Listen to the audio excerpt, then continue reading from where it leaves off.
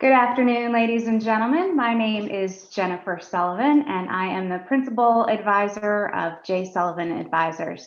Thank you so much for joining us today. We've got a really fun session with a friend of many of you, Clarence Day. Our hope with this Brain Break series is that for the next 30 minutes, you can just sit back and enjoy.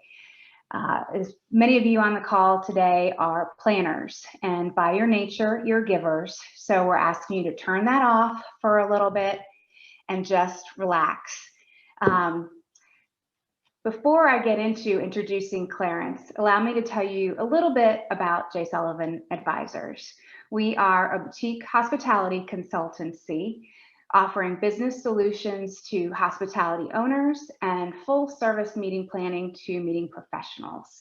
We can do everything on the meeting planning spectrum, from sourcing, site selection, building sites, registration, executing the program, or just providing additional staff.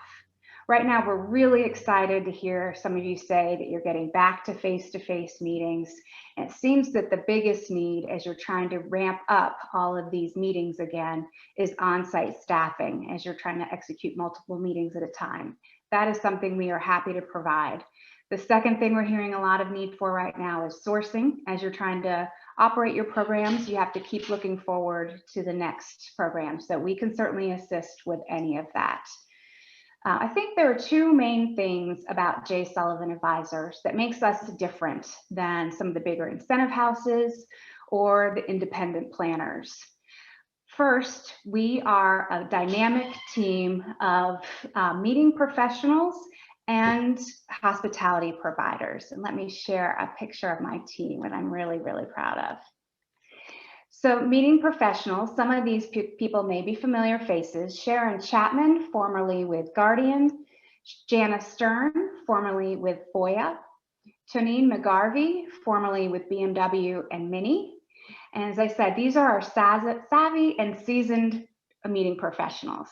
Then we also have luxury hoteliers who collectively have spent many, many years within the Ritz-Carlton brand. Kelly Wood-Stalmer, Joanne Peart, Michelle Babin, and myself. We all work collectively on every single program, bringing our different perspectives to each event, making it that much stronger. And as I said, the thing that makes us a little bit different, the second thing that makes us different than larger incentive houses is that we do work collaboratively with each other. Like independent planners, we are very high touch, but low budget, not low budget, but low overhead. And we're able to pass that savings along to you. However, we are not independent, we are a team. So as I said, we all work together on your event. And if something were to happen to your lead planner, there are 6 others of us backing her up. So collectively, we are passionate about travel. We are passionate about building loyalty through events, and we are passionate about serving others. So we would certainly love to put all of these passions to work for you. I will reach out in the next couple of days to follow up with you and learn a little bit more about your programs and how we may be able to help. But now it is my pleasure to introduce probably the reason why most of you are here, Clarence Day. Many of us know Clarence as the face of the Ritz-Carlton Kapalua. However, he has just started a new venture with a company that he'll tell us a little bit more about at the end of the program. In the meantime, he has been pursuing his love of wines. I love that Clarence says he's been a student of wine for many years. His educational background, however, just started about 15 years ago. 2015, sorry, as he's been a student with the Wine and Spirits Educational Trust, and he is now at their highest level of being a diploma candidate. So I've asked Clarence to join us today to tell us, a little bit more about how to afford our own wine tastes. And he will be taking questions throughout the brain break. So please just put them in the chat. And Clarence, if you wouldn't mind turning your camera on, we will take it away. Oh my God, good afternoon, everyone. The greatest word ever when it comes to wine, Jen said like 5 times, and that's passion. So good afternoon. Welcome to the first of many brain breaks, wine webinar session style. With me, Clarence Day. As Jen said, I'm a WSET diploma candidate. I'm also the wine director at Arden Wine. It's a wine bar venture that some friends and I in Orlando are planning. I actually moved to the complex where Arden is going to be, and it's going to open in late 2021. So you guys will hear more about that, obviously, if you follow me on all the socials. But most importantly about today is remember that I'm your friend. We've been through lots together over the years. I know, be it IMEX or FICP, et cetera. We've shared some wine together. But when we're on that meeting planner budget, that's one budget. And then when we're on our own personal budget, it's another. So before I go any further, please allow me to thank again, Jennifer Sullivan and the team at J. Sullivan Advisors.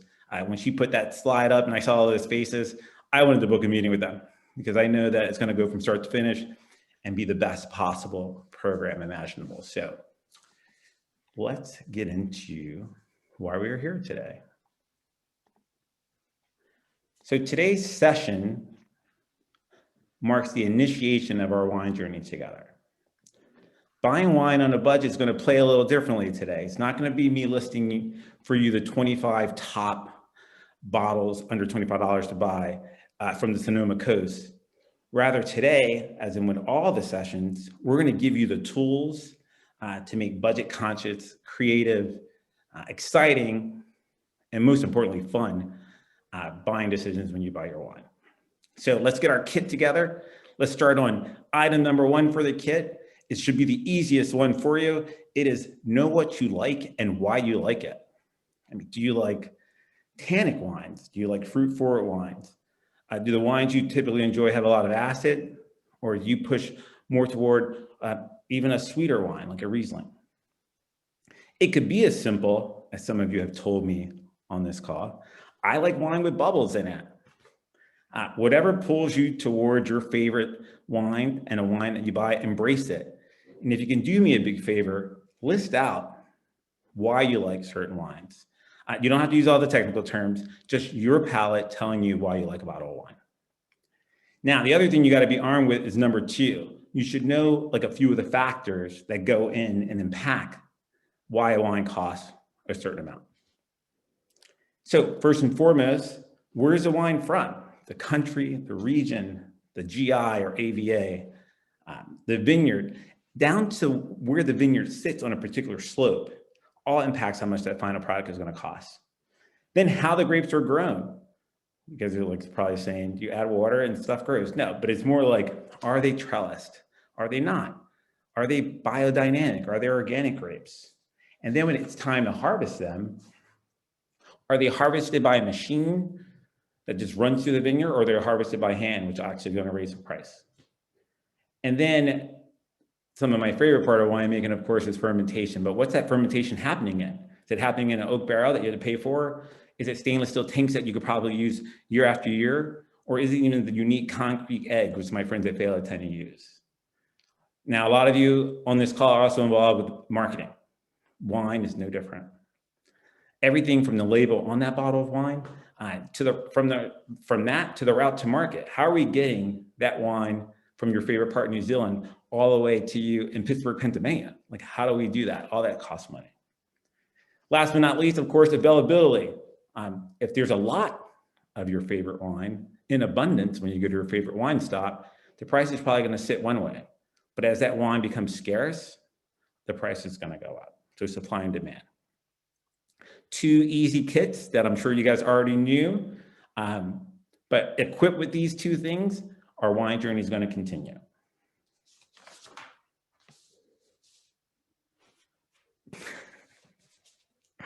So all the studying has me embracing a bunch of acronyms and abbreviations to help remember things.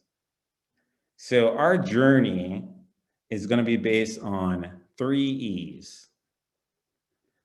Explore, expand, enjoy. I'm workshopping the name for this. I don't know if we should call it like triple E or E times 3 or we 3 E's. I just don't know. So if you guys want to put any comments in this section in the chat, let me know if you guys can come up with any names for that. Clarence, we are having some technical difficulties with changing the slides. That's all right. I'm So gonna sip on this rosé while you're my there. apologies. No worries. We do have some comments here that people like the 3E or E-Pie is a great suggestion. E-pie. I like Or E3. Lots of good votes here. I'll give that person 65 or 6% of all sales for that suggestion. I really appreciate it. E-pie it is. Oh, here's a good one. The 3 E-Migos. All right, that might be a winner. We might have to do a poll for this one before the session's over. I'm going to stop sharing the screen for right now, Clarence, and try to get the slideshow back up and running. So it's all going to be you, babe. All right, I'll keep going. So let's get into that first E. Let's talk about exploring. And we're going to spend the most time possible with exploring because it is the most important. Because that first E, when we talk about exploring, it really needs that list of characteristics that you just made up about your favorite wines. So let's do the Pinot Noir example, which behind me you see a Magnum of Pinot Noir from Fela and a 750 from Fela. So it's delicious. But say if you like Pinot and you like a particular vintage of a Pinot Noir because it's fruit forward, it's medium acid, and you like the red fruit flavors from that Pinot Noir. That brightfulness, that youthfulness is just fantastic. It's a fantastic marker for young Pinot. But you find yourself out with a friend and your friend routinely drinks Cabernet Sauvignon. Now, the budget part of buying wine on a budget is that you all don't want to spend the money on 2 different bottles of wine or go buy the glass, which obviously you're spending more money if you go BTG versus buying a bottle. So what do you do as a budget step? Well, your exploration, your exploring is going to require you each to take a couple of your favorite characteristics and put them off to the side. And then bring what's important to you and your friend brings what's important to them to the table. And this is where you probably would meet. You can grab a youthful Cabernet Sauvignon, like Italy's Capo Zerifano from Veneto, so delicious. It's a Cabernet Sauvignon. Some years it's unoaked. Sometimes they just use it in neutral oaks. It's not going to impart any tannin or anything from the oak barrels on it, or very little rather. Now what you have, your friend's Cabernet Sauvignon likes of that black fruit, of some of the energy that comes from a cab is there, but because it's an unoaked, youthful Cabernet Sauvignon, you're going to find some of the things that you like about your Pinot drinking. So I call that the Pinot Noir Drinkers Cabernet Sauvignon. And I will provide a list of these wines too at the end. So an easier exploration journey stop, so to speak, is with sparkling wine. Many of us on this call have shared a lot of champagne together, a lot of great champagne together. We celebrated contracts and great successes with your teams at work, or we celebrated your wedding, or as we've all started to get a little older, maybe at your kid's wedding, we opened some champagne together. So as we know, true champagne comes from the region of Champagne in France. And to be true champagne, it has to be from the grapes in that region, and it's made in the method called the traditional method. That first picture is a bottle. Man, that label looks very familiar, like I know some of you, as we have shared so many great times together. So that Veuve Clicquot, you literally can find the Veuve on the shelf at some of your favorite stops between $50 and $60. Now let's put that budget lens back on. Remember that incident when we talked about, hey, maybe I just like bubbles. Well, if you're just looking for a sparkler, why not try Prosecco? It's right in the middle. It's that La Marca Prosecco. You see that a lot in different stores and grocery shops, but yet that's a $12 to $14 purchase, and it's meeting some of your needs, right? It sparkles, and the bottles look pretty similar, so you might be happy, but continue to explore. That third bottle, some of my favorite. It is Cremant de Bourgogne. Now, what is Cremant de Bourgogne? You are making sparkling wine in Burgundy with the grapes that they use in Champagne, the same Pinot Noir, Chardonnay, yet you're doing it outside of the region, so the price point is actually going to be a little lower. So that Cremant de Bourgogne sells for $24. So here you are looking for something as similar to Veuve that you can get, at the right price point. So you're drinking from France when you're drinking the Cremant de Bourgogne. It's made with the same grapes, and you spent half the dollars on it. So it's just a fun way to explore and learn more about not just what you like, but maybe what your friends like as well. Clarence, we have some questions here. First of all, we've got a lot of people who favor Pinot, so that's spot on. We have a question, should we only drink Sauvignon Blanc in the spring or summer? No, I mean, Sauvignon Blanc is a great food wine. So, you know, you guys that know me well probably see this on my IGs too, but Sauvignon Blanc for me is a day drinking wine. If it's from New Zealand, it's a high acid, that green herbaceous that comes from it. But remember, they're growing Sauvignon Blanc in other parts of the world too. Some of my favorite Sauvignon Blanc is Sancerre from the Laurel Valley.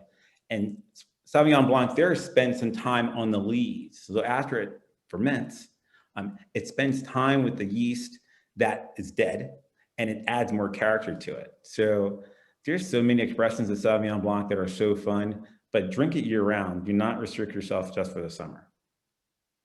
We also have someone who has asked if you can talk a little bit about white Burgundy. And I know our ideas for future brain breaks was to go into more depth on certain varieties. We'll have a session on white, a session on reds, a session on bubbles. So if you want to table that one, we can. No, you know, I'll do a quick answer to it because that's a slide presentation I started working on after this one. A varietal that a lot of people give a bad name to sometimes is Chardonnay, because they just think of the butter bombs from California, which with the right pairing, they're still delicious. Like I like California Chardonnay, but cookies, butter cookies, because the butter from the wine goes with like. But white Burgundy, primarily, obviously, it's Chardonnay, and Burgundy's climate up and down that whole area changes. So you get different expressions of Chardonnay throughout the region. So it's great. We'll talk more about Chardonnay in our next one, but that's a great question. Drink white Burgundy all day and enjoy it. How about the healthiest red wine? Well, health, it's going to be in the eye of the beholder, so to speak. I know a lot of people are pushing towards some of the natural wine craze that's going on because it's lower in ABV. Definitely try some natural wines if you have some. There's not really a marker for that. I mean, obviously lower alcohol is a desire of some of the most healthier people. They still want to enjoy wine and do that. So you can find some great Beaujolais that's not as high in alcohol as most of the alcohol you're drinking. And even some of the Pinots, if it's coming from a cooler climate, it won't ascend in alcohol level. And that's a sign of health. But honestly, every wine in moderation is good for you. And when you overdo it, no matter what the wine is, it's not that great for you. So please just do so in moderation. Got it.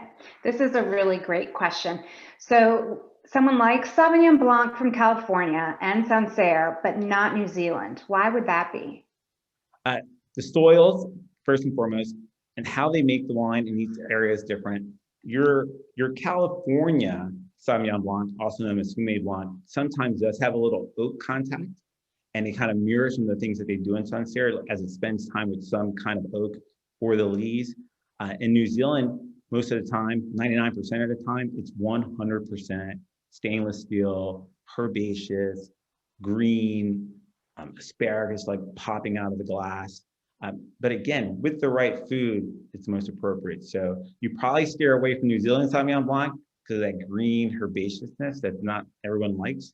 Whereas the other two that you chose is a little smoother, a little rounder. Great. And what's your take on rosé? I think you have a tagline for this.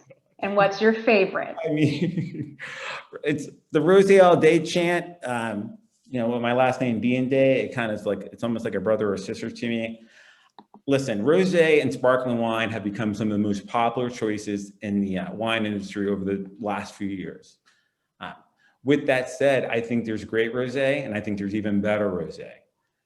I say enjoy it. The rosés I tend to lean toward are 100% Pinot Noir rosé. I have a bottle of the Arnold Roberts rosé in front of me, and that's 100% Touriga Nacional, which is a Portuguese grape that they're growing in parts of Sonoma. So explore your rosé palette. And again, that's probably the display I think about most when I go into a grocery store and you turn a corner, there could be a wall of rosé, and it'd be quite intimidating. But You know what you like, that first tool. And if you are a Pinot Noir drinker, try to find those rosés made from Pinot Noir, and it'll probably be one that you like the best. Great. There are some additional questions, but we'll keep going, and if time allows, we'll come back to all the questions today. If not, it's great content for future brain breaks. So we're going to take it off to expand now, the next move. So we've done a lot of exploring. Of course, as we said, that's very important. But all that exploring leaves you with a nice little treat, right? You've expanded your personal wine portfolio. Maybe now you're dancing in regions that you haven't gone to before, or you're trying varietals that might be similar to your favorites, and now you're embracing. So you're doing all this with your wallet and your budget in mind. So that's got to be fun, right? You're not spending that much more money, but you're exploring your wine palette.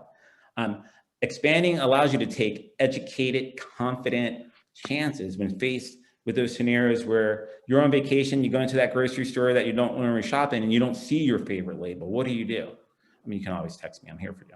But you look for that region. You look for something that you might have had as you were expanding, and I'm sure you're going to find happiness. So you're going to continue to load up on different varietals from different producers, from different regions.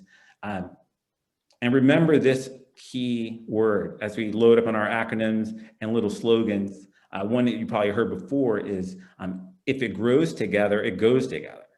So when you are opening a bottle of Albarino, which is a Spanish white wine from the northwest area of Spain, Galicia, you're probably wondering what you're going to eat with it. Just think, what do they eat in that area? So if they're pulling stuff from the ocean, which is right there, I bet you that Albarino probably goes well with fish or oysters or clams or things like that. So it's a very easy pairing trick to remember that. If it grows together, it goes together. The food pairing scenario is the most important part about the expansion, because the routine that we sometimes get into weekly can be mundane. But if you're trying different wines and you're pairing it with different foods, all that's going to lead to the final E, which is the most important E of all: enjoy. E is a celebration. Enjoy it. The most important step, because you've done all this navigation, you've been watching your wallet, you got your travel kit on your hip, and you're ready to go. These new wines have opened up your new food pairings, your eyes on your budget. Now it's time to share your knowledge with friends. Share with family and friends. Encourage people to take a chance on wines that they probably told you they didn't like before. You have proof positive, because you went through the 3 E's, that they might enjoy it too. So be proud of your wine travel kit. Do it safely, obviously. Keep that budget in mind. There's so many different wines to choose from, but do not let it slow you down in terms of your path of discovery on this wine journey. So we're going to add a few more things. Now we're going to talk like marketers that some of us are. Again, all these acronyms are things that I use to study, yet I probably bore a lot of my friends, because when we go out, I want to go through ASA and PSL and BLIC and et cetera. So let's start with ASA. Now, the first A is attainable. The second one on the end is aspirational, and right in the middle, let's just call that stretch. So the wine that you're enjoying pretty much daily probably is the attainable version of that producer's offering. But most producers, and even some wine regions, when they do a cooperative and they want to market together, is they want to hit every price point imaginable to make sure they're covering all their bases when offering their wine. So you have your attainable bottle of wine, it's priced right, you drink it 3 times a week, and then boom, great celebration comes up. Maybe you want to stretch a little bit and spend a little bit more. You're hesitant because you don't see something that you might like. But if you lean on a producer that you're familiar with, buy their stretch, buy their middle of the pricing structure wine. You're confident in the label. You are also excited to see that maybe the same winemaker makes that one. And then when you open it and share it with friends, you're going to be totally comfortable with the offering that you put in front of them. And then guess what? Maybe you had a baby, maybe at one of those weddings, maybe it's a huge celebration, a new job. We'll talk about my new job soon. But do you want to celebrate on a level that you want to stretch for the aspirational pricing? And again, if you are going to go through a 3-figure pricing structure, you're probably going to lean on a wine or a winemaker or a producer that you're comfortable with. And if not a wine producer, you're probably going to lean on a region that you're comfortable with to make sure your money is well spent. So budget isn't just about, I found an $8 bottle of wine. It is, I used my $100 and used it wisely. The next one is all me. It's PCL, price, consistency, loyalty. Kind of leans on ASA, right? So a bottle of wine might attract you because of the price initially. Then you get into the fact that it's consistent. So you're going to keep buying it because it's consistent and it's priced right. That last L is most important. You're loyal now. You're loyal to that label, that producer, that region. Using PCL in conjunction with ASA, expand your wine portfolio more than you can possibly know. Now, Blick is when you're really spending your money and to make sure you get the biggest bang for your buck. Balance, length, intensity, and complexity. That wine should be balanced if you're spending, well, all wine should be balanced, right? But if you're putting out a little bit more than you normally do, the expectation of a perfectly balanced wine is fair and it should be met. Length is how long a wine stays with you after you drink it. Mostly for reds, some wines that go through mallow, but length is super important too as far as quality. Now, when we talk about intensity, I'm a big fan of pouring my wine into a glass and while it's still on the table, being able to lean toward it and get some aromatics out of it when it's not even touched yet. So I like intense fruit flavors. Intensity is a good marker also for quality. And then the last C, which was for Clarence, but it's for complexity. A wine that you spend ample dollars on should not just be simple. It shouldn't just be, hey, this tastes like cherries and strawberries and I like it. It should be complex. It should have secondary and tertiary flavors all coming from the aging process. So here's one that is always controversial when I talk about it with friends. When a Magnum is available and you are with friends that are all going to drink the same thing and you know you're probably going to do more than one bottle, buy the Magnum. It's 2 bottles normally, a little bit more, a little bit less, depending on the neck of the bottle, but it's essentially 2 bottles of wine in 1 bottle. Usually from a cost standpoint, even as we formulate our list for Arden, 2 bottles of wine cost more than 1 Magnum. So from a savings standpoint, if you know you're going to have a long night and you're going to enjoy some time with someone, buy the Magnum. Lastly, decant everything. Jen and I were speaking and she'll do decant whites. I do. Decant everything. A little bit of oxygen opens up the wine.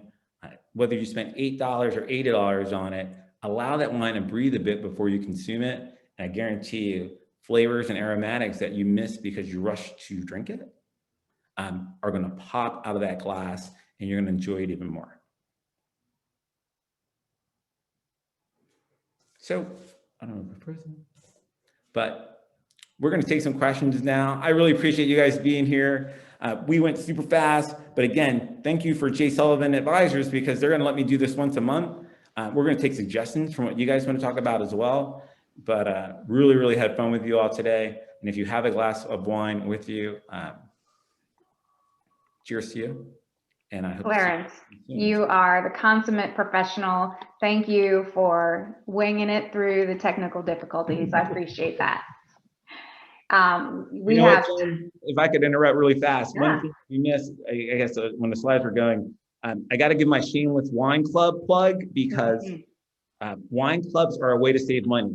Now, that sounds paradoxical, right? It's like, why would I join a wine club? And they hold me to buying 3 bottles of wine per quarter or per month or whatever it is. You're buying that regardless, right? You're going to do that. A wine club usually gives discounts to their members. That's one. 2, a lot of wine clubs give you the inside scoop on wines before they actually hit the market, which is great. Gives you some learn and grow opportunities. And lastly, PCL ASA with a wine club.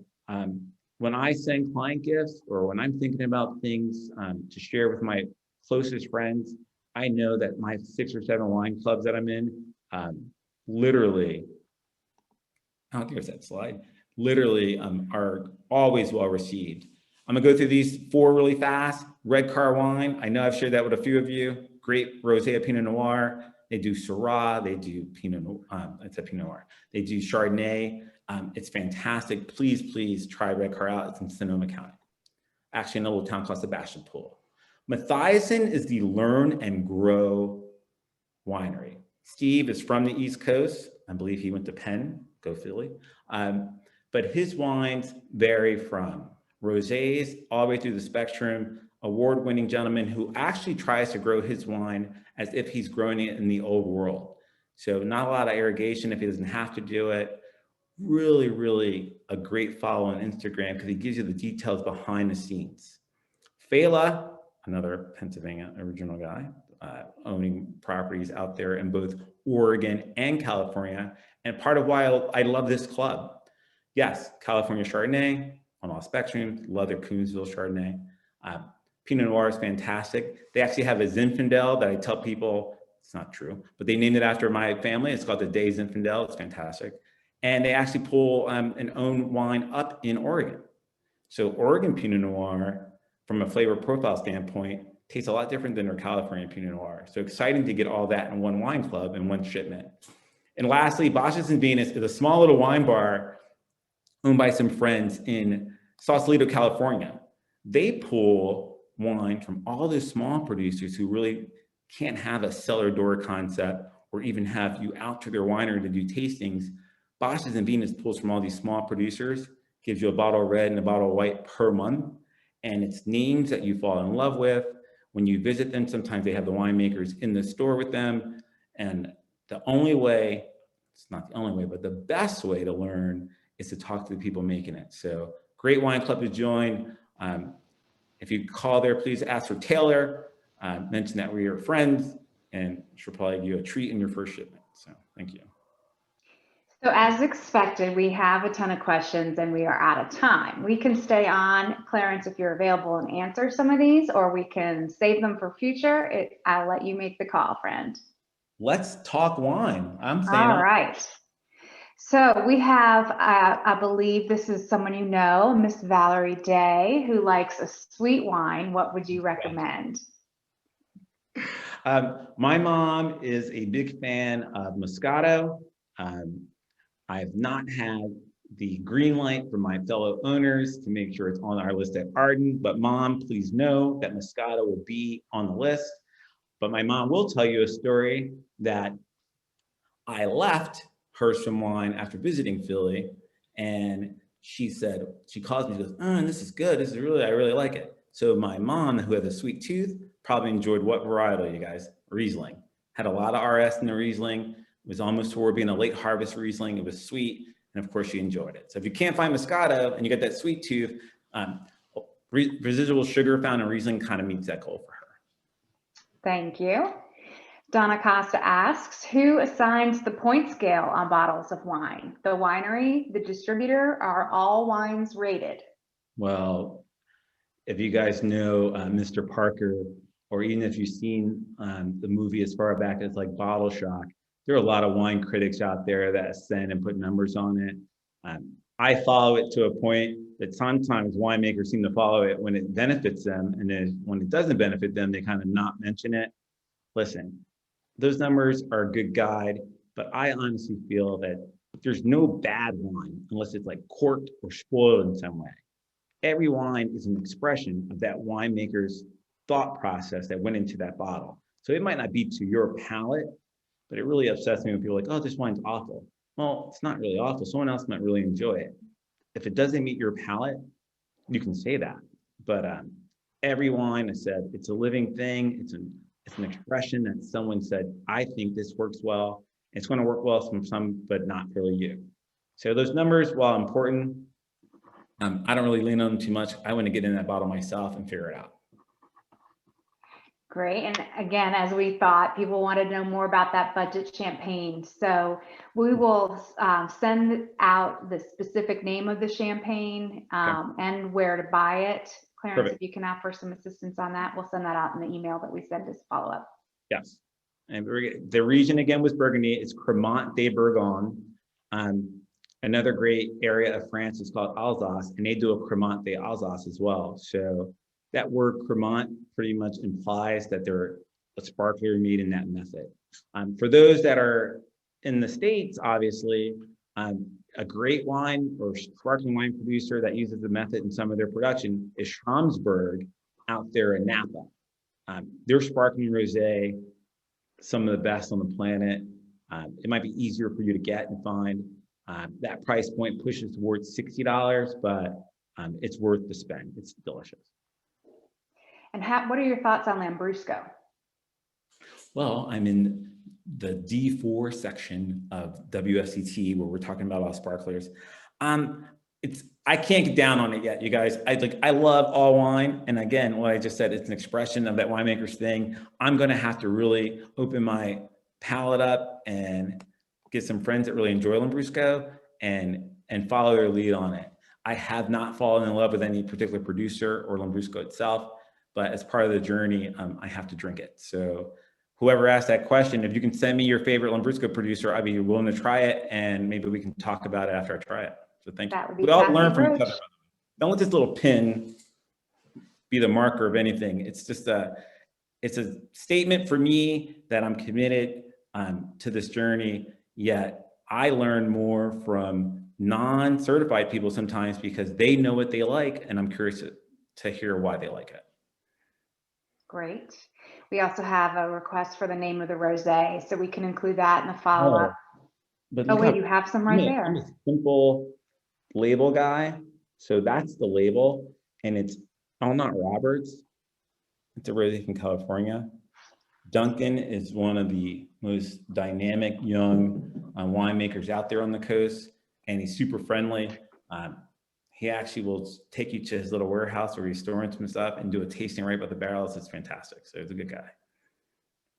We had a couple questions about wine clubs, so thank you for circling back on that. We'll share the 4 that you recommended and links to those as well. Can I ask what the price point is? Like which of the 4 or 5 clubs that you recommend was your favorite, and what's the average price point of being a member? All right, so the Mathiasen one can get a little pricey, but what's great about Mathiasen, and what's great about most of them is it's a flexible allocation. So like I'm also a member at a fantastic gentleman named Ted Lemon who runs and owns Literai out there in Sonoma. Though you're in the club, you get your email, you pick and sample your allocation. So if you're doing well and you want to splurge, buy it up. Your commitment is normally like 2 to 3 bottles, but you select which ones. So if you want to buy their lower price bottles for that particular shipment, that flexibility is there. If I have to pick a favorite, it's hard to do so. The personality of the friends at Redcar, they drop everything for you. If you say you have a client pulling up to do a tasting, Rick and those guys and Jesse, they will just drop everything to make sure they give you that white glove experience that you probably expect when you're working with J. Sullivan Advisors, when you're working with anyone that used to work for the Ritz-Carlton. Just so many great people out there. And all right, I'm talking about the wine club. I'm gonna tell you this, Bacchus and Venus is great because of the diversity. Redcar is great because of the hospitality. Mathiasen is great because you learn so much. He's so forthcoming with the knowledge. Literai is great because Ted used to work in Burgundy, and as a 20-something-year-old winemaker, learned from the best French winemakers over there, and he brought that home. So everyone has their positive traits, but I can't live without the 4 I mentioned, so they're all my favorite. This is a rather funny follow-up question. Exactly how many wine clubs do you belong to? Oh, that's probably my mom again. No, no, it's not. Thank gosh. I'm members of 10 wine clubs, but I need the flexibility, right? I mean, some of us were furloughed, some of us reduced hours. I was not dropping the same amount of money per quarter as you normally do. But 10 is the number right now, one of which is international. So. Awesome. Question about decanting.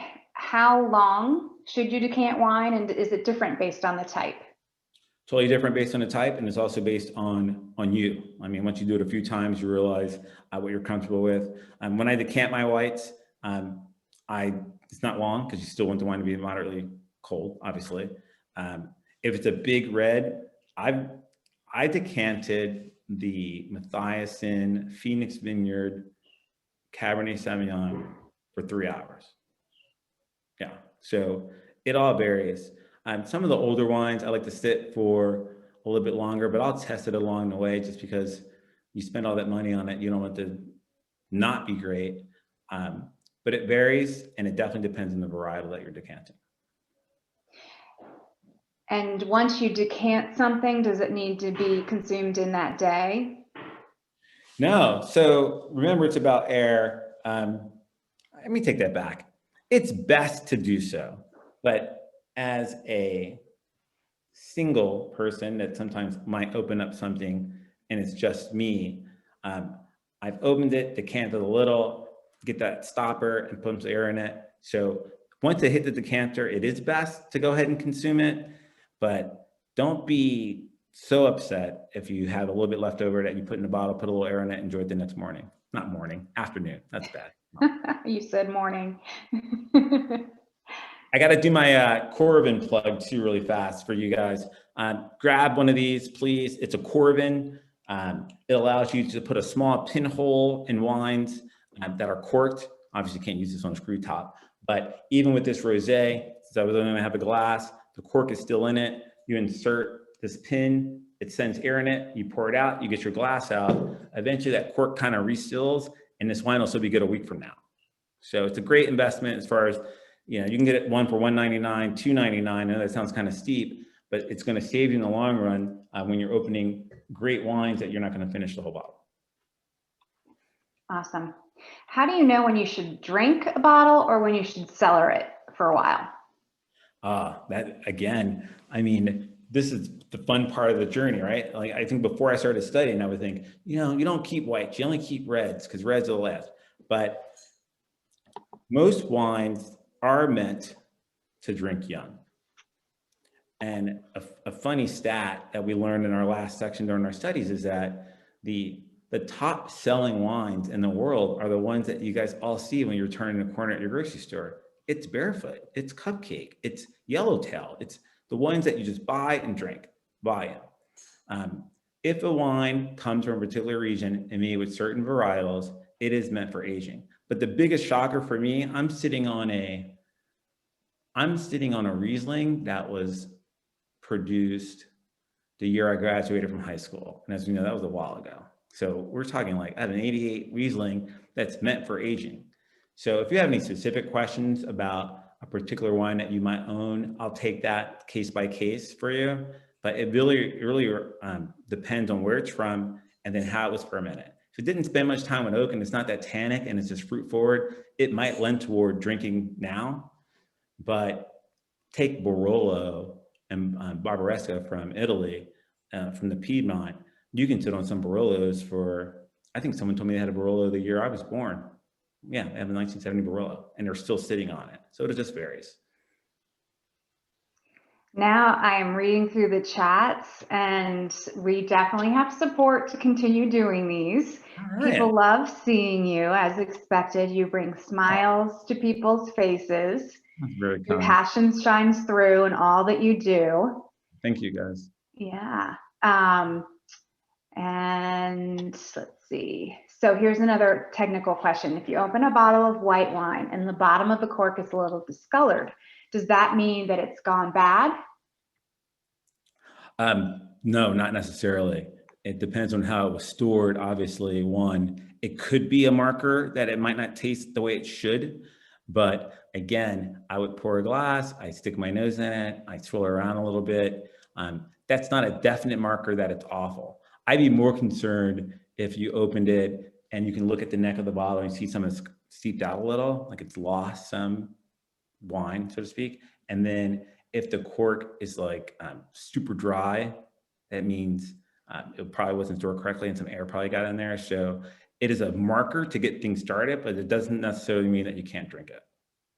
Got it. And this we'll end it on a bubbles question. Why do I prefer Prosecco over champagne? Is that from you or is that from Sharon? No, it is from somebody else, but I'm with you, Jessica. I think Prosecco is made with a grape called Glera.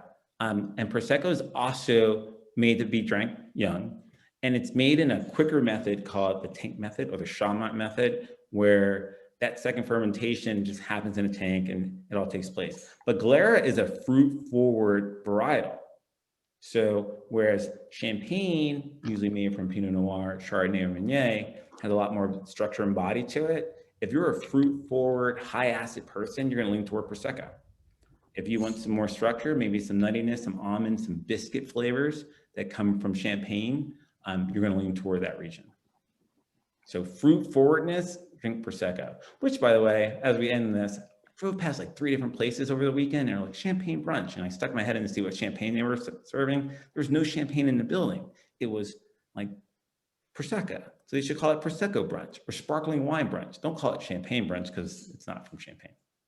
That is Arden's next move then, right? Arden wine. Where is it? There it is. Yes.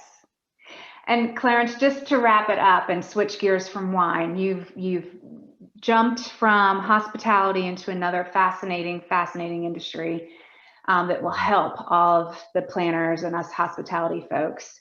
Can you do a 2-minute summary on Eurofins? And perhaps this is another brain break. So yeah, we'll do a brain break on Eurofins for sure. Because I'm talking to 80, 90 friends, it goes without saying that being furloughed and being on rotation and seeing our industry take a certain path, it hurt all of us. It definitely hurt me personally, not just financially, but it just hurt to see all the work that we put in over the years kind of get tossed to the side because we couldn't handle this pandemic. Now we're still dealing with it, with people not getting the tests, or people still being afraid to fly and afraid to travel. Eurofins and I came together, one, because my new boss is amazing and a great leader makes all the difference for sure. But Eurofins has a safer at work platform where we're applying it to events. So we can do testing for your attendees before they leave. We'll do rapid antigen testing on site. We'll do surface testing. We'll do worn mask testing. We'll create your own bubble for you, like the NBA did in Orlando. We'll create an entire bubble for you to make sure your participants are there safely, healthy, confident that everyone around them is safe, healthy, ready to go. And it's such an important piece to getting our industry back up and running. So though I'm no longer with the Ritz-Carlton Kapalua, as you guys know, that property will always be a part of the fabric for me. They were my family. They're not just colleagues, or they're not even just simply ladies and gentlemen. They were brothers and sisters out there. Please know that they're waiting for you guys as well. But I think this next step I'm taking is going to help all of us on this call. And I'm excited to work with you guys in that capacity too. So for more questions, I'll shoot you guys a deck to go through. My cell phone number is still the same. It's still the 808. When you get my voicemail though, it doesn't say aloha. It talks more about Eurofins. So, but I'm here for you guys to help in that capacity as well. So thank you for allowing me to share that, Jen.